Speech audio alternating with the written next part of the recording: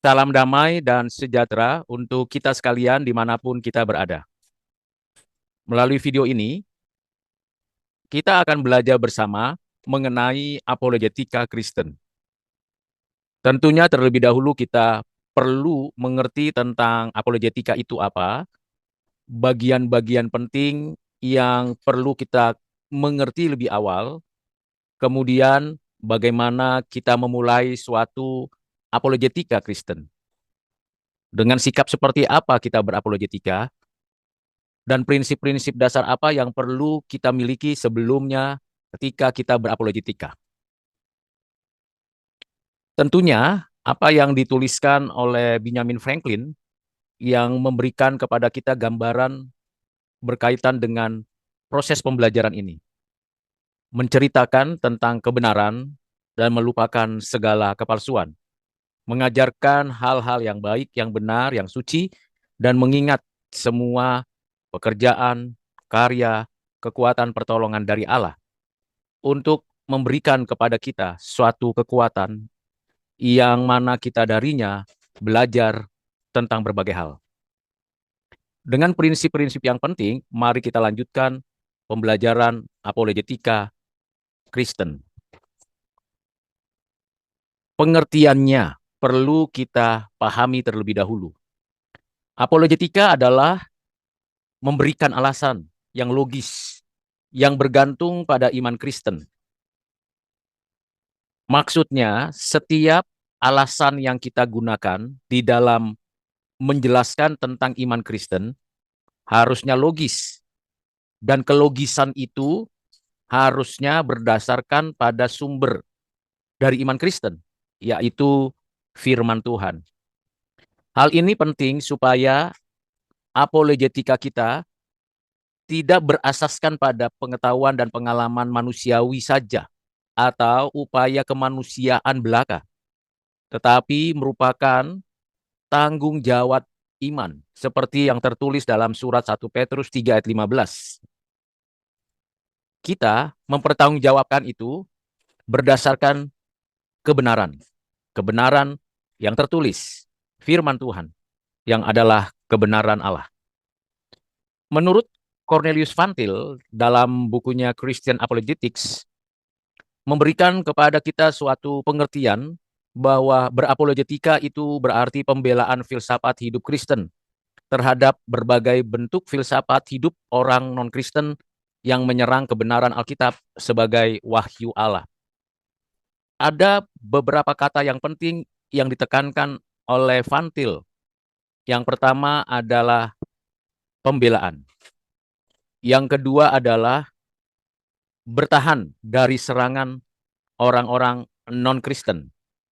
Dan yang ketiga adalah menyerang filsafat hidup orang non-Kristen yang meremehkan, melecehkan, merendahkan kebenaran Alkitab.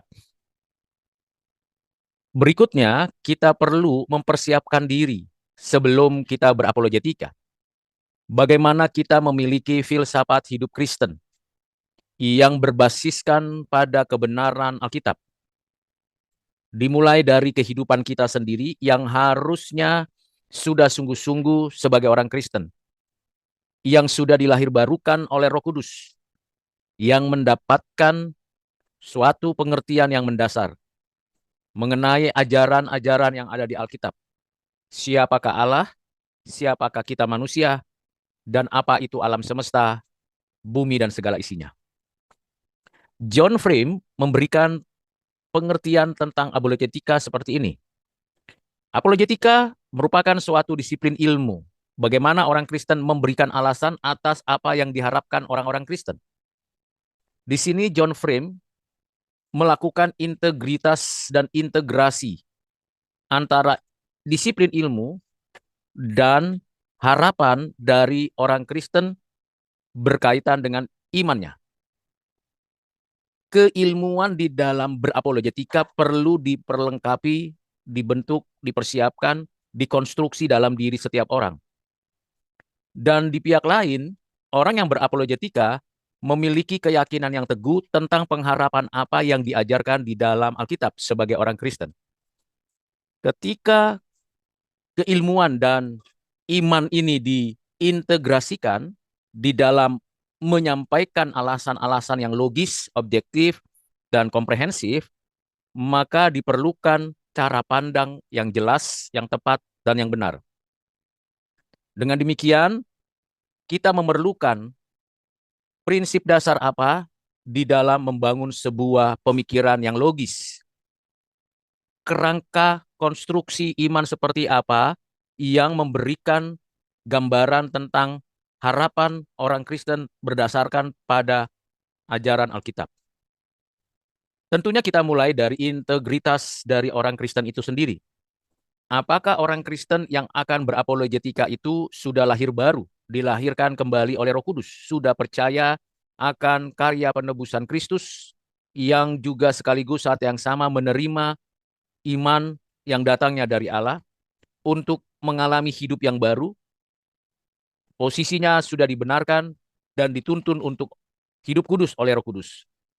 Integritas dan integrasi personal ini perlu ditunjukkan di dalam keseharian.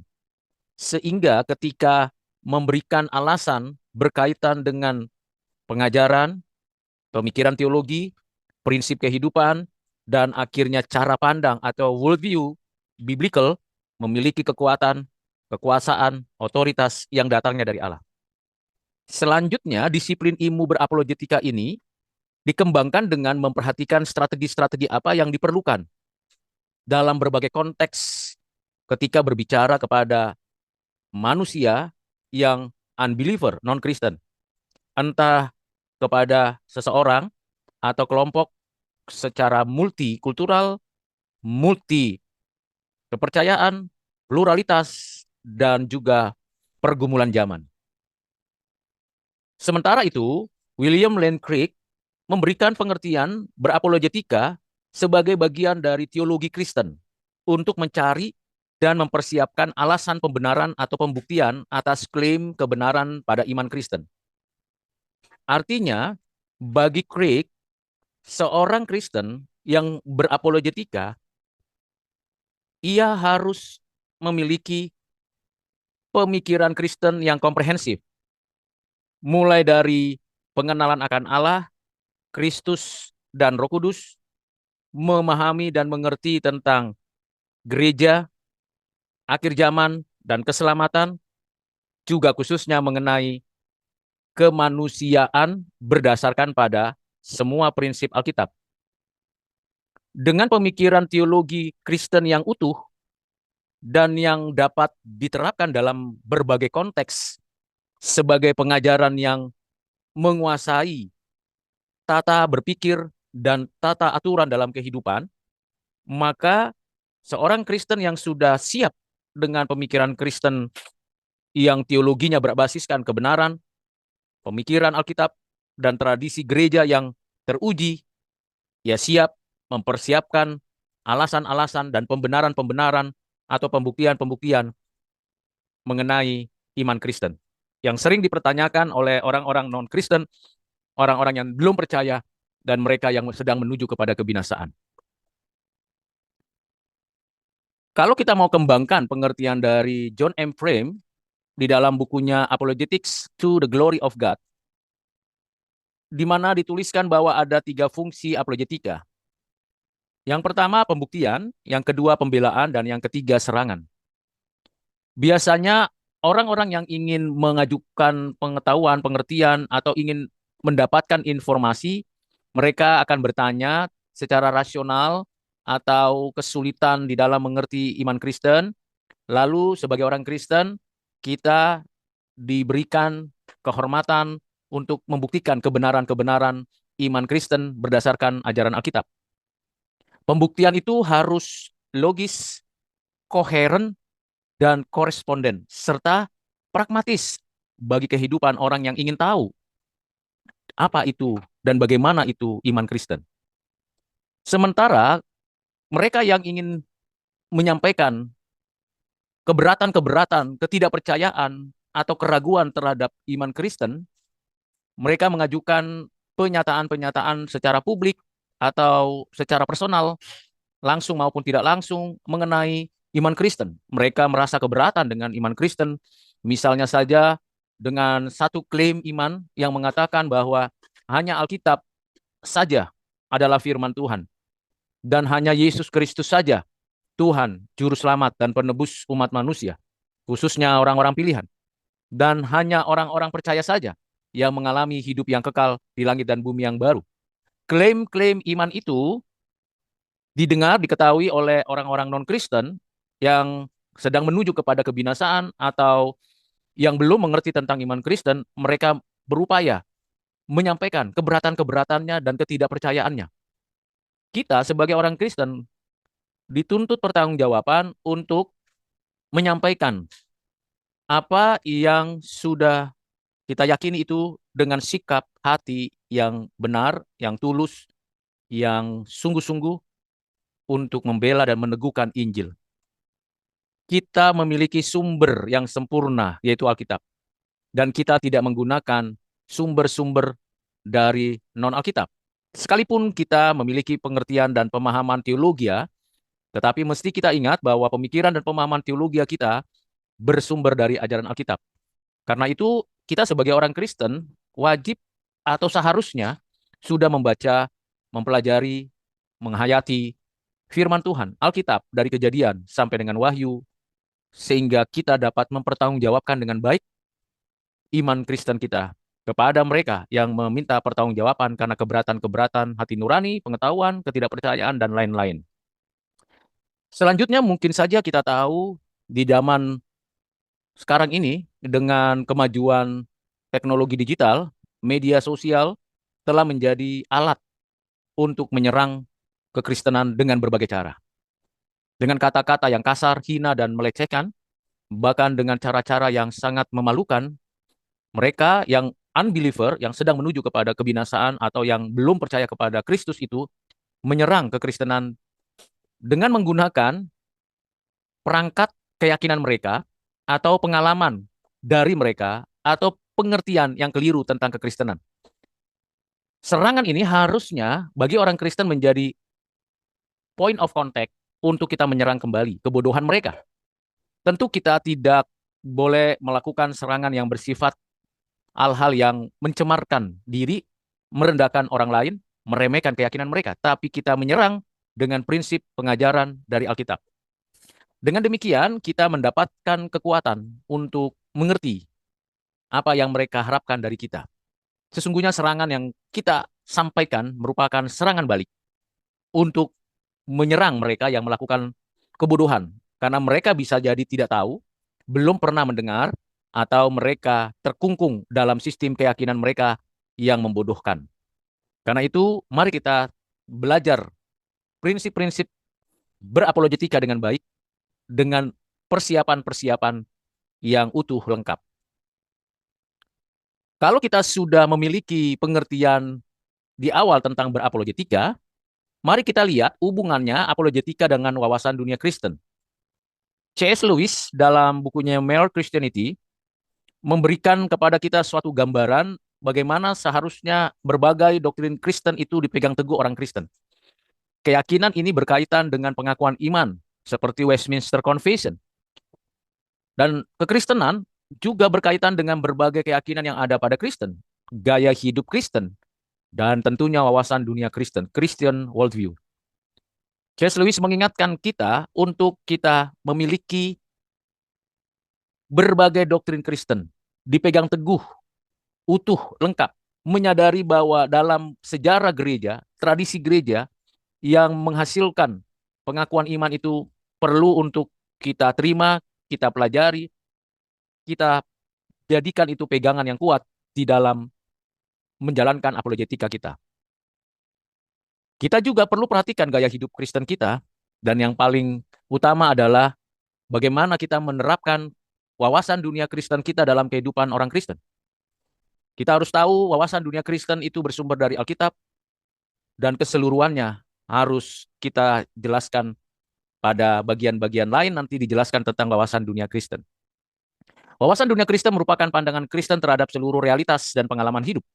Pandangan ini bukan bersifat indrawi tetapi bersifat filosofis, yakni bagaimana tanggapan terhadap realitas dan pengalaman hidup yang ada di dalam wawasan Kristen tersebut seperti asumsi, nilai, dan perspektif. Selanjutnya, kita mencoba untuk memikirkan pertanyaan bagaimana di dalam kita memulai satu apologetika. Bagaimana seseorang memikirkan realitas dan pengalaman mendasar tentang asumsi, nilai, dan gagasan.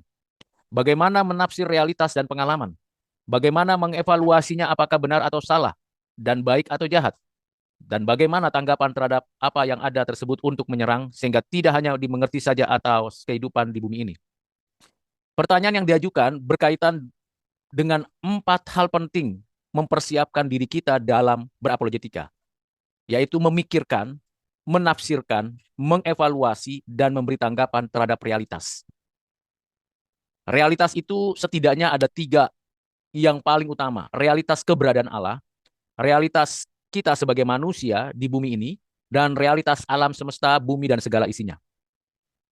Sikap, perilaku, dan tindakan kita terhadap realitas itu menggambarkan cara pandang kita dan bagaimana kita menafsirkannya, memberi maknanya, mendapatkan makna itu, lalu mengevaluasinya sehingga tercapai tujuan yang sesungguhnya dan memberikan tanggapan yang bertanggung jawab. Pertanyaan-pertanyaan ini menjadi pertanyaan-pertanyaan mendasar dalam berapologetika. Kita tidak hanya mendeskripsikan tentang realitas, kita tidak hanya memberikan informasi kepada orang yang mau meminta pertanggungjawaban iman kita, tetapi kita mendorong diri untuk memberikan suatu konsep pemikiran tentang realitas dengan benar. Menafsirkannya, mengevaluasi realitas pemikiran konsep yang salah dan yang jahat, kita perbaiki lalu kita memberi tanggapan yang konstruktif. Setidaknya kita gali temukan lagi bagaimana kita melihat 3 aspek penting dalam berapologetika berdasarkan pada pemikiran John Frame. Pertama, apologetika sebagai pembuktian menawarkan alasan logis untuk percaya akan wawasan dunia Kristen kepada non-Kristen yang tidak masuk akal, atau dengan kata lain, mengapa saya harus percaya akan kekristenan dan tidak percaya kepada kepercayaan non-Kristen. Ini juga dapat disebut sebagai apologetika yang positif. Misalnya orang Kristen berargumentasi akan Allah sebagai desainer dari alam semesta ini, atau argumentasi historis dari kebangkitan Yesus. Kita sebagai orang Kristen memberikan penjelasan-penjelasan yang konstruktif, yang membangun, untuk memberikan jawaban dari pertanyaan mengapa dari pihak orang-orang yang tidak percaya, dari pihak orang-orang yang tidak meyakini kebenaran-kebenaran Alkitab. Ketika kita menyampaikan itu, kita menunjukkan pembuktian-pembuktian ontologis, pembuktian historis, dan pembuktian epistemologis. Mari kita lihat bagian yang kedua.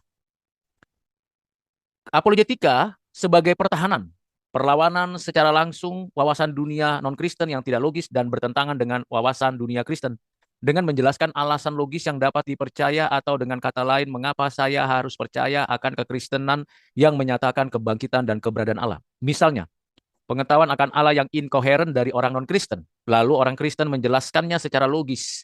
Kekeliruan itu atau masalah penderitaan dan kejahatan yang menunjukkan bahwa Allah tidak ada.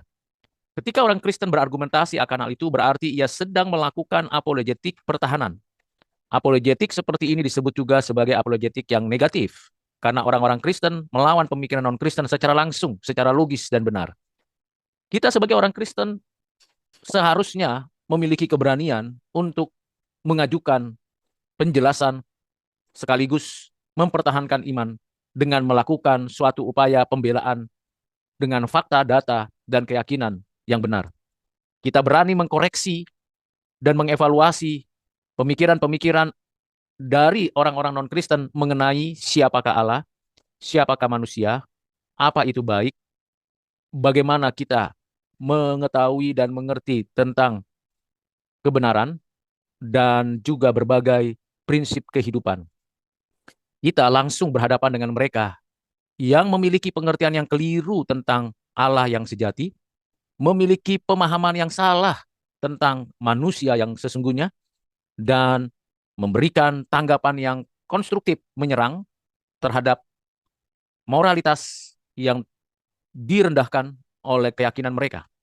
Misalnya tentang perceraian, tentang perzinahan, tentang penganiayaan, dan berbagai hal yang berkaitan dengan iman mereka yang kita harus hadapi dengan kebenaran-kebenaran Kristen. Yang ketiga adalah apologetika sebagai penyerangan. Mendukung apologetika yang positif dan yang negatif dengan menawarkan alasan logis menolak keyakinan non-Kristen, termasuk ateis tentang nilai moral serta menolak keyakinan bahwa kitab-kitab agama lain itu bukan wahyu Allah. Karena di dalamnya kontradiksi dan isinya bukan fakta historis sebagai kritik atas keyakinan mereka. Dengan keberanian ini, kita mendapatkan kekuatan, pengertian, bahwa kita langsung menyerang kepada pokok pikiran mereka. Bawaannya Alkitab, wahyu Allah di luar Alkitab bukan wahyu Allah. Dan ini penting untuk kita pertahankan. Ini apologetika yang menyerang keyakinan orang lain. Tentu perlu sekali lagi suatu sikap yang penuh hormat dan penuh pemikiran yang logis. Karena Alkitab memberikan gambaran bahwa tidak lagi ada pewahyuan di luar 66 kitab itu. Yang lainnya hanya tulisan manusia. Dan kita harus sungguh-sungguh memberikan pertanggungjawaban itu berdasarkan pada pengajaran Alkitab, bukan berdasarkan pada pengajaran manusia. Pembuktian argumentasi. Bagaimana kita membuktikan keberadaan Allah sebagai desainer atau kausa prima? Dengan memperhatikan apa? Koherensi, non-kontradiksi, no palasi tentang keberadaan Allah. Jadi antara satu fakta kebenaran dengan fakta kebenaran saling melengkapi, saling menundukkan kebenarannya, dan tidak ada kontradiksi dan tidak ada kesalahan. Misalnya, Allah adalah Allah yang esa, tetapi sekaligus saat yang sama, Allah adalah Allah yang ada tiga pribadi. Koherensinya adalah ada fakta di dalam Alkitab bahwa ada tiga pribadi. Ada Bapa, ada Anak, ada Roh Kudus. Dan sekaligus saat yang sama, ada fakta di dalam Alkitab yang menggambarkan keberadaan Allah yang esa. Memang Allah itu esa. Esa dalam pengertian bukan numerik. Esa dalam pengertian tidak ada yang lain, hanya satu Allah dan satu-satunya dia saja yang Allah. Dan satu-satunya dia yang Allah ini merujuk kepada pribadi, Bapa, Anak, Roh Kudus. Hanya tiga pribadi ini Allah. Jadi non kontradiksi. Mengapa ketiga-tiganya pribadi ini memiliki natur atribut ketetapan yang setara sehakikat? Karena memang ketiganya adalah pribadi-pribadi Allah yang esa. Konstruksi berpikir seperti ini memang tidak akan ditemui di dalam keyakinan agama-agama non-Kristen, keyakinan dari kepercayaan non-Kristen. Dan tidak dapat ditemui juga di dalam keyakinan mereka berdasarkan kitab-kitab agama mereka. Nah, ketika itu dibuktikan secara argumentasi, lalu ada penyerangan, fokusnya adalah pada keyakinan non-Kristen. Dengan argumentasi yang logis dan komprehensif, seperti menyerang keyakinan-keyakinan agama-agama lain. Tentunya kita perlu membuktikannya, klaim-klaim keyakinan itu, secara langsung maupun tidak, dan kita menolak semua pemikiran unbeliever itu, orang-orang yang tidak percaya itu, dan memberikan alternatif, memberikan solusi, yaitu dengan pendekatan wawasan dunia Kristen. Kita bersyukur karena begitu banyak sumber-sumber buku, sumber-sumber pengetahuan, sumber-sumber pengalaman, pengertian dari pemikiran Kristen. Kita bisa mencari, menemukan, bukan hanya saja di perpustakaan yang lengkap, juga ada di internet dengan berbagai tautan jejaring yang ada, lalu menelusuri artikel-artikel yang baik, kita dapat menerima pengetahuan dan berbagai hal. Selanjutnya, kita mau masuk ke dalam pemikiran tentang model berapologetika. Ada beberapa model berapologetika. Model berapologetika pertama disebut apologetika klasik. Apologetika klasik itu menekankan kelogisan iman Kristen yang tidak hukum logikanya, ketidakkontradiksian, dan konsistensi dalam mengungkapkan kebenaran Kristen. Misalnya, meskipun dosa telah mencemari jiwa, rasio masih belum tercemar semuanya, sehingga peran rasio masih dapat dimaksimalkan dalam memberikan argumentasi yang logis. Apologetika klasik lebih kepada pembelaan kekristenan berdasarkan logika saja, rasio saja. Seolah-olah rasio itu tidak punya kelemahan, kekurangan, dan keterbatasan.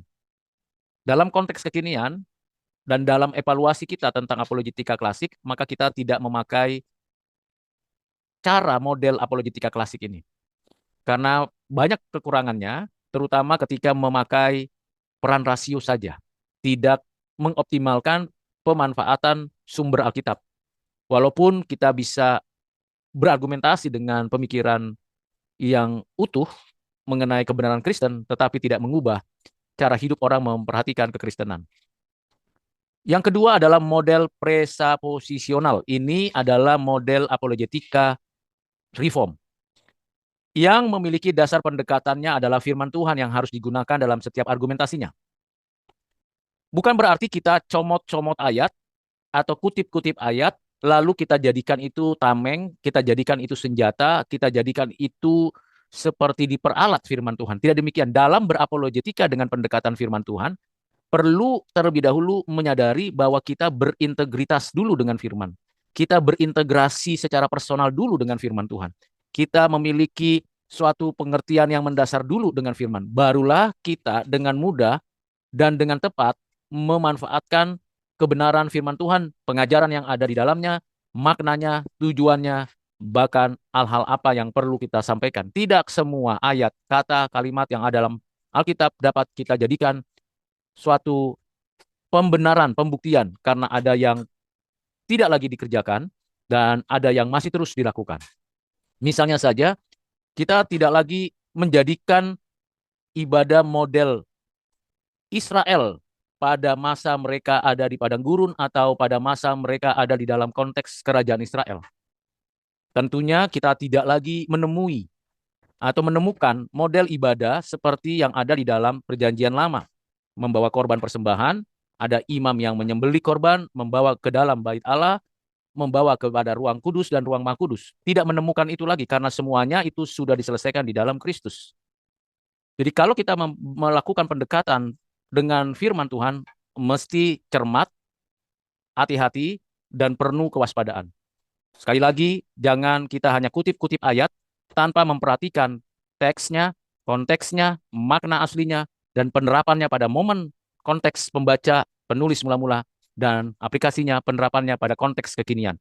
Perlu adanya proses pembelajaran sehingga teks, konteks, observasi, makna, dan aplikasi menjadi satu kesatuan yang koheren dan koresponden.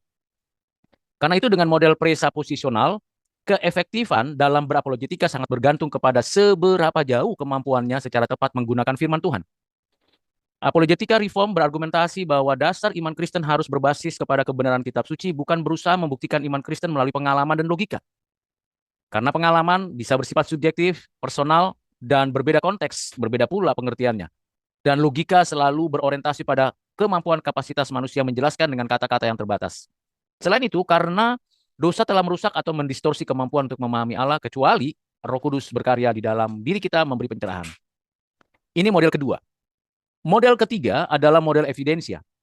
Adalah suatu apologetika yang berdasarkan apa yang diterima oleh orang non-Kristen. Misalnya logika, fakta, konsistensi, dan lain sebagainya. Paul Little menjawab pertanyaan mengenai keberadaan Allah dengan pendekatan hukum sebab akibat atau kosmologis dari Thomas Aquinas. Penganut evidensialis berusaha mencari dasar iman Kristen secara primer pada pengalaman dan sejarah sebagai dasar pendukung dan penjelasan iman Kristen.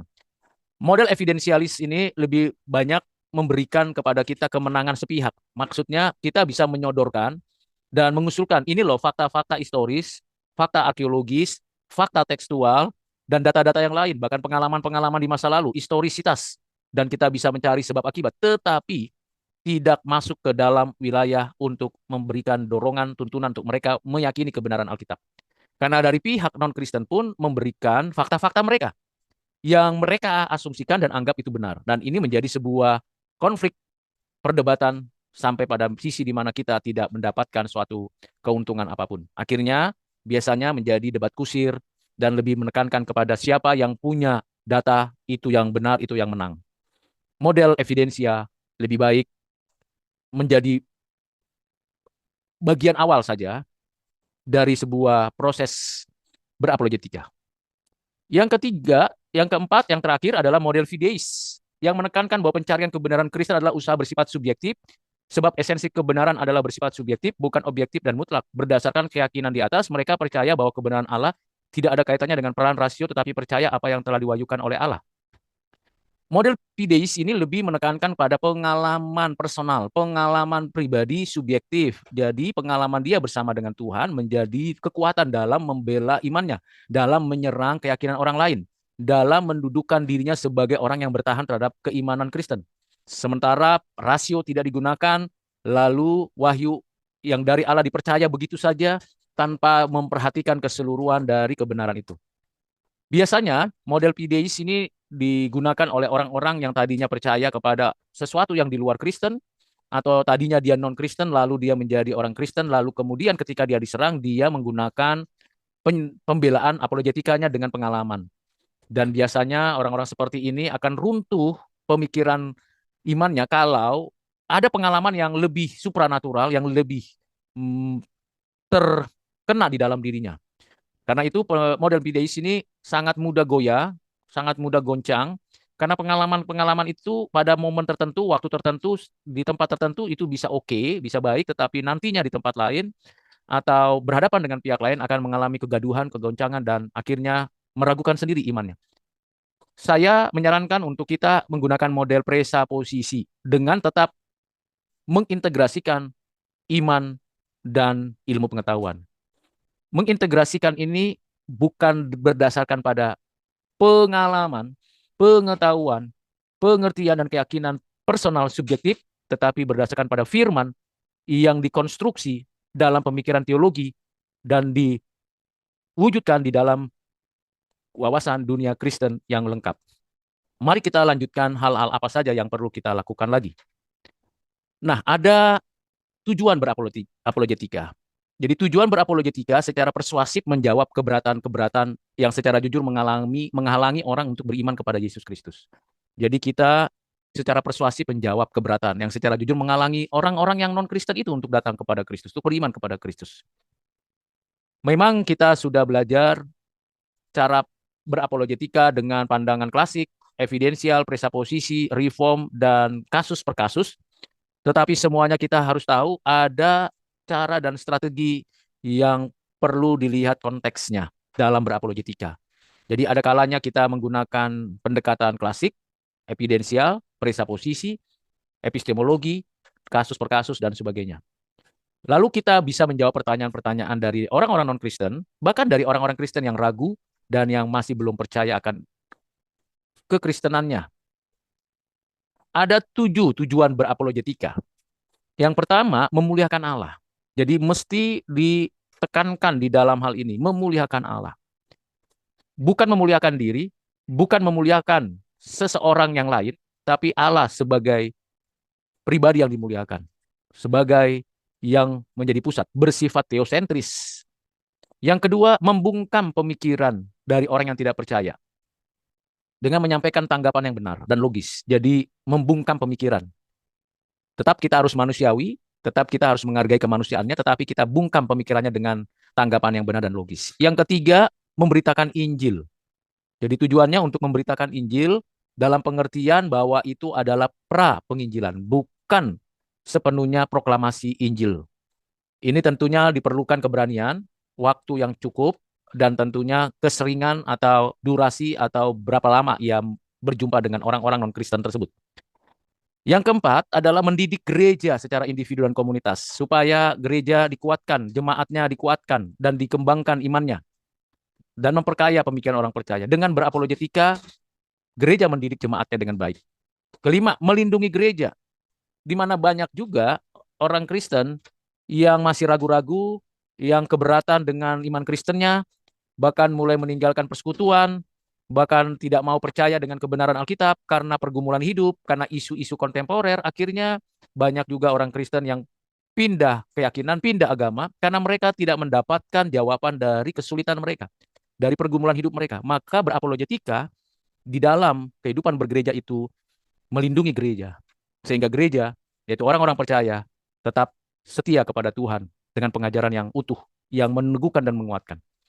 Yang keenam, mempromosikan teologi yang benar secara internal kepada orang-orang percaya, supaya pengertian-pengertian teologinya berkembang, tidak berhenti pada katanya atau menurut si A, si B, tetapi pemikiran teologinya berkembang seiring sejalan dengan pembelajarannya mengenai ajaran-ajaran Alkitab.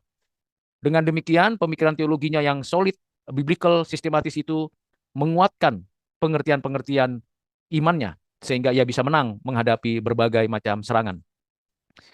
Yang ketujuh, membangun dan mengembangkan keterampilan berpikir kritis. Nah, bagian ketujuh ini adalah sebuah proses yang tidak cukup untuk satu kali, dua kali saja dilakukan.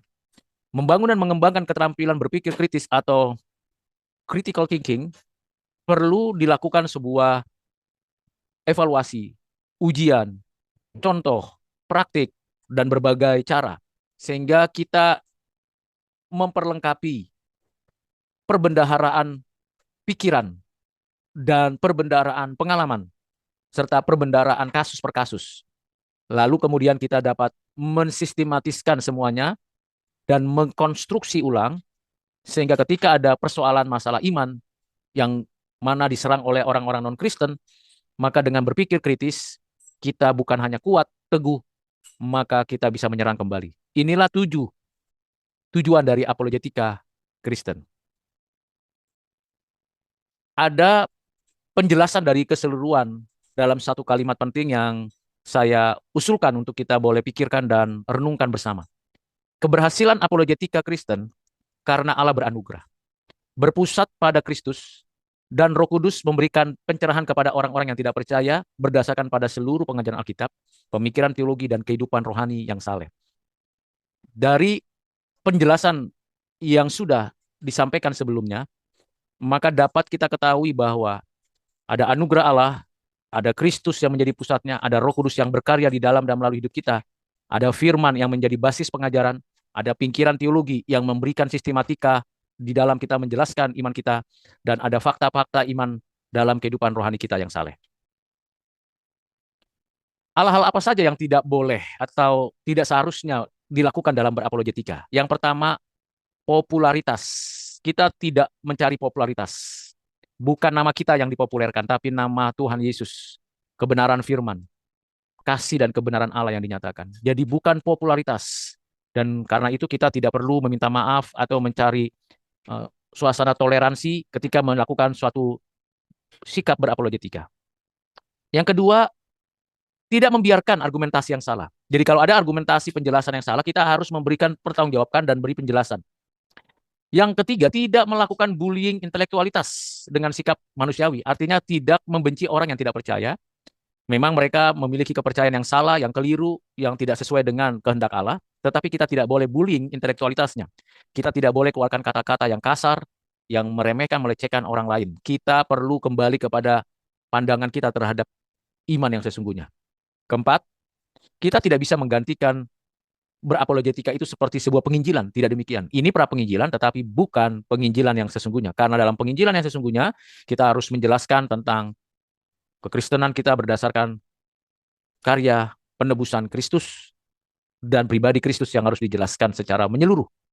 Tentu dalam pra penginjilan kita bisa lakukan dalam menyampaikan itu kepada orang lain, tetapi momennya bukan untuk penginjilan.